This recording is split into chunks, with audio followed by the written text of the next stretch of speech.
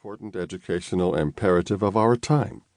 Considering the inextricable links between society and education, educators have the potential to help equip students with knowledge, tools, attitudes, dispositions, mindsets, beliefs, and practices to create a world that is truly equitable for its citizenry. Series titles will attend to issues both inside and outside of schools, shedding light on what matters and how we, in education, can improve practices that systemically improve the life chances of students. Above all, the Race in Education series asks the important question: do we have the fortitude to center race in our work?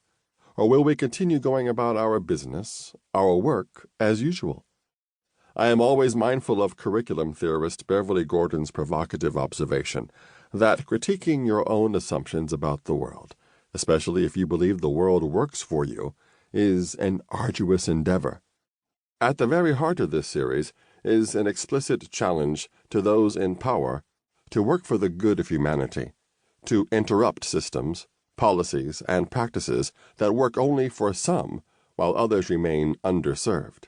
It asks, how do the effects of poverty and compromised opportunities in transportation, housing, and employment manifest themselves in how communities respond to social injustice?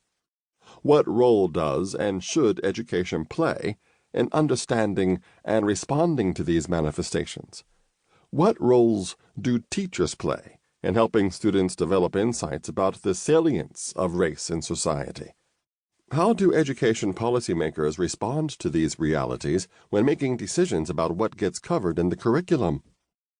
The books in this series will address many of these questions about race, racism, and discrimination to advance what we know in education and to move us toward a more equitable education system.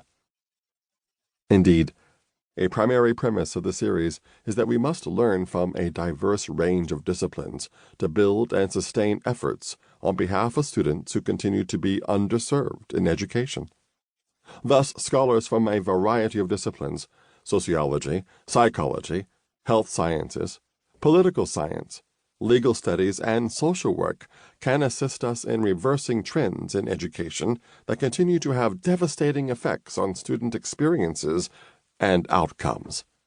What is clear from solid evidence is that these students succeed when appropriate mechanisms are in place.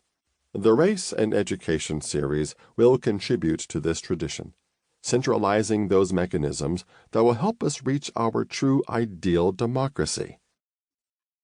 I am ready. I am hopeful that readers of this series are as well. Welcome. Hashtag Let's do the work. Forward.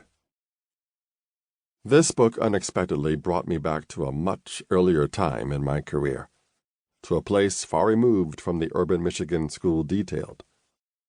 I was a young education professor based in Fairbanks, visiting schools in isolated rural villages in the vast expanses of Alaska. Each school served one small village of a few hundred native Alaskan residents, with a K-12 population of about 60 or fewer students. The teachers at most schools were white, from the lower 48, as were the principals. In each village, the school staff were typically housed in a compound, separate from the village residents, and seldom participated in the daily life of the students and their community. Little of the students' vibrant cultural life was reflected in the schools, not the people they encountered, the curriculum they studied, the interactional patterns they experienced, or even the language they were expected to speak.